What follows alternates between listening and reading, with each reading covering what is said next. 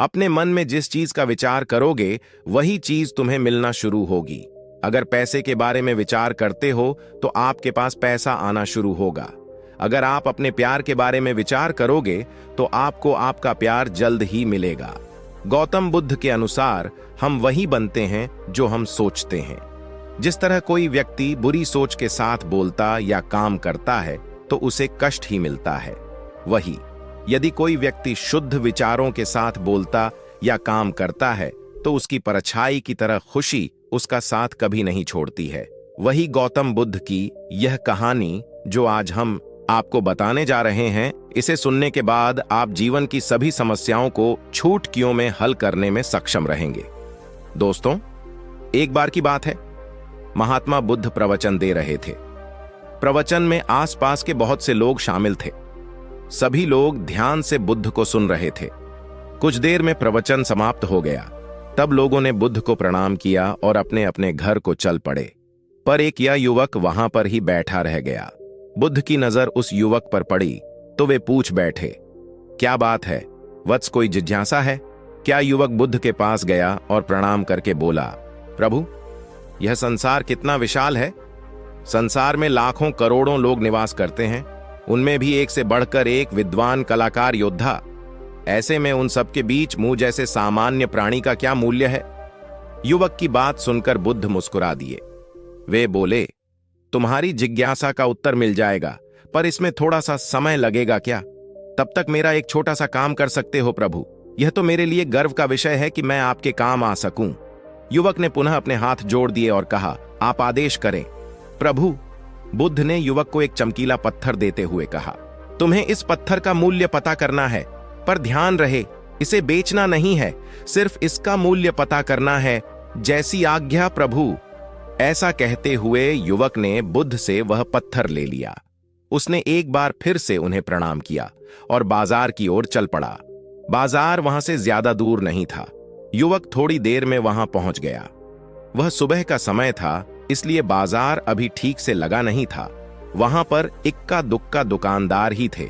युवक ने जिज्ञासावश इधर उधर नजर की।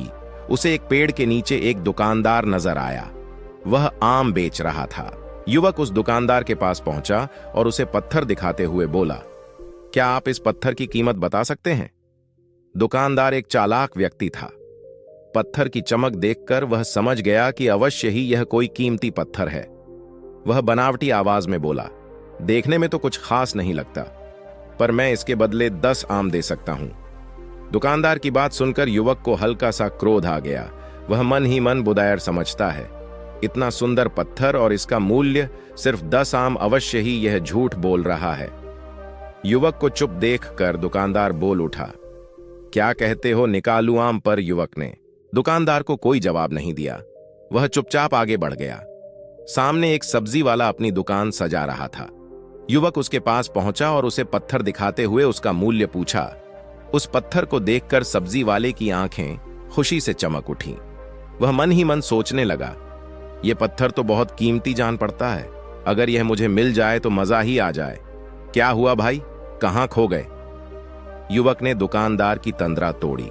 सब्जी वाला चौंकता हुआ बोला, कुछ नहीं कुछ नहीं, मैं तो बस मन ही मन इसकी कीमत की गणना कर रहा था। वैसे मैं इस पत्थर के बदले एक बोरी आलू दे सकता हूं। सब्जी वाले के चेहरे की कुटिलता देखकर युवक समझ गया कि यह दुकानदार भी मुझे मूर्ख बना रहा है। मुझे किसी और से इसका मूल्य पता करना चाहिए। यह सोचता हुआ युवक आगे बढ़ गया। सब्जी वाले दुकानदार ने युवक को पीछे से आवाज लगाई, क्या हुआ भाई? अगर आपको यह मूल्य कम लग रहा है तो बताएं तो सही, मैं इसे बढ़ा दूंगा। पर युवक ने उसकी बात पर ध्यान नहीं दिया। वह अब इधर उधर किसी ऐसे व्यक्ति को खोजने लगा जो जानकार हो और उस पत्थर की सही मूल्य बता सके। युवक को लग रहा था कि अवश्य ही यह कोई कीमती पत्थर है, शायद कोई जौहरी इसका सही मूल्य बता। यह सोचता हुआ युवक एक जौहरी की दुकान पर पहुंचा।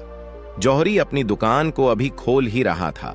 उसने युवक को अपनी दुकान की ओर आते हुए दूर से देख लिया था। साथ ही उसने युवक का हुलिया देखकर यह भी भांप लिया था कि यह कोई गरीब व्यक्ति है जो संभवतः कोई गहना बेचने आया होगा।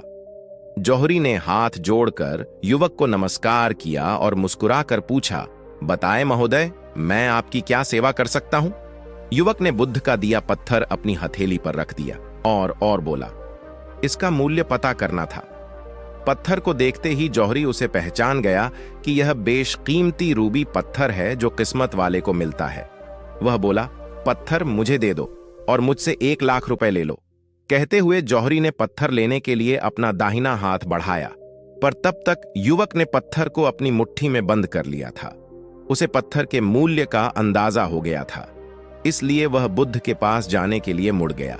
जौहरी ने उसे पीछे से आवाज लगाई, अरे रुको तो भाई, मैं इसके 50 लाख दे सकता हूं। लेकिन युवक को वह पत्थर बेचना तो था नहीं, इसलिए वह रुका नहीं और दुकान के बाहर आ गया। पर जौहरी भी कम चालाक नहीं था। वह उस अनमोल पत्थर को किसी भी कीमत पर अपने हाथ से जाने नहीं देना चाहता था। वह दौड़कर उसके आगे आ गया और हाथ जोड़कर बोला, तुम यह पत्थर मुझे दे दो, मैं इसके बदले 1 करोड़ देने को तैयार हूं। युवक को जौहरी की बातों में अब कोई रुचि नहीं रह गई थी।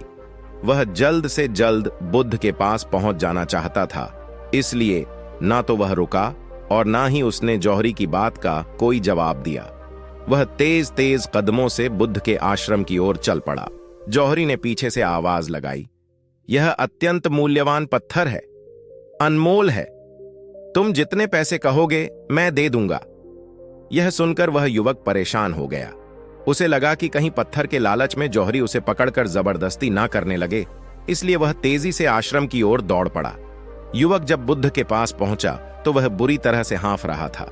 उसे देखकर बुद्ध मुस्कुरा दिए, फिर भी उन्होंने अपने चेहरे से कुछ भी जाहिर नहीं होने दिया। वे बोले, क्या बात है वत्स, तुम कुछ डरे हुए से लग रहे हो। युवक ने बुद्ध को प्रणाम किया और सारी बात कह सुनाई। साथ ही उसने वह पत्थर भी उन्हें वापस कर दिया। बुद्ध बोले, आम वाले ने इसका मूल्य 10 आम बताया, आलू वाले ने 1 बोरी आलू और जहरी ने बताया कि यह अनमोल है। इस पत्थर के गुण जिसने जितने समझे उसने इसका मूल्य उसी हिसाब से लगाया। ऐसे ही यह जीवन है। प्रत्येक व्यक्ति खान से निकले हुए एक हीरे के समान है, जिसे अभी तराशा नहीं गया है। जैसे जैसे समय की धार व्यक्ति को तराश की जाती है, व्यक्ति की कीमत बढ़ती जाती है। यह दुनिया व्यक्ति को जितना पहचान पाती है उसे उतनी ही महत्ता देती है। कहते हुए बुद्ध एक क्षण के लिए रुके, फिर बोले, किंतु आदमी और हीरे में अंतर यह है, हीरे को कोई दूसरा तराश होता है और व्यक्ति को अपने आप को स्वयं ही तराशना पड़ता है। और जिस दिन तुम अपने आप को तराश लोगे, तुम्हें भी तुम्हारा मूल्य बताने वाला कोई ना कोई जौहरी मिल ही जाएगा। गौतम बुद्ध उस लड़के को यह सीख देना चाहते थे कि जो इंसान अपने मन में खुद के बारे में विचार करता है, वह व्यक्ति उसी के समान बनता जाता है। किसी इंसान को अगर दुनिया की किसी भी चीज से सच्चे मन से लगाव हो, तो वह इंसान उस चीज को प्राप्त कर लेता है। वही जो इंसान अपनी मन छाई चीज को प्राप्त करने में असमर्थ है, उस इंसान ने अपने मन में सच्चे भाव से उस चीज को चाहा नहीं होता है। वही दोस्तों, गौतम बुद्ध की इस प्रेरणादायक कहानी को आप अपने मित्रों के साथ शेयर जरूर कीजिए, ताकि उन्हें भी गौतम बुद्ध के असल ज्ञान के बारे में पता चल सके।